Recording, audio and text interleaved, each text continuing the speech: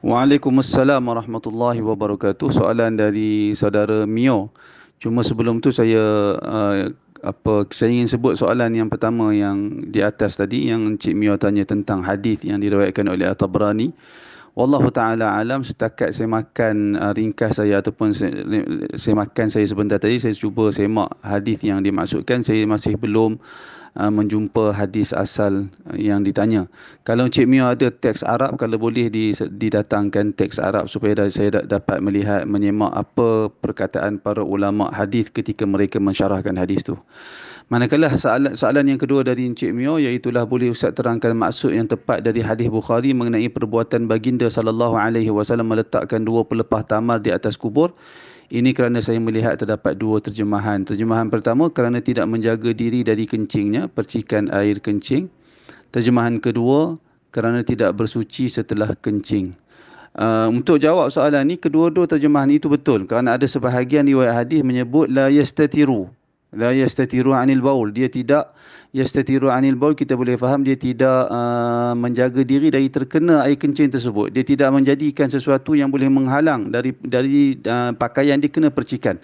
Itu boleh maksud sedemikian. Manakala terjemahan yang kedua yang Cik Mio sertakan, kerana tidak bersuci, ya ada juga lafaz hadis yang menyebut sedemikian, iaitu la yastanzihu anil baul. Dia tidak bersuci setelah kencing.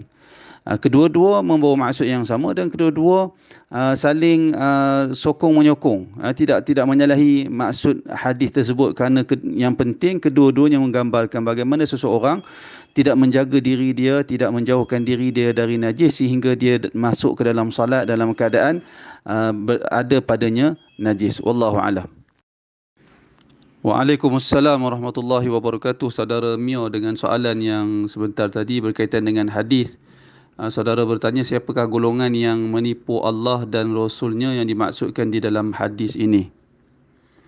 Hadis yang saudara maksudkan iaitulah an Abdullah bin Mas'ud Al-Ansari, daripada Abdullah ibn Mas'ud radhiyallahu anhu, anin Nabi sallallahu alaihi wasallam qala, daripada Nabi sallallahu alaihi wasallam yang bersabda, man ghashana falaysa minna wal makru wal khida'u finnar.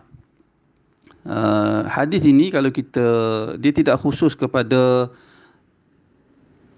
yang menipu atas nama Allah dan Rasul, ia tidak khusus sedemikian. Kalau kita tengok hadis ini, kalau asal hadis ini iaitulah Nabi sallallahu alaihi wasallam dinyatakan, Nabi sallallahu alaihi wasallam marra ala sabrati ta'amin fa adkhala yadahu fiha fanalat asabi'uhu balalan.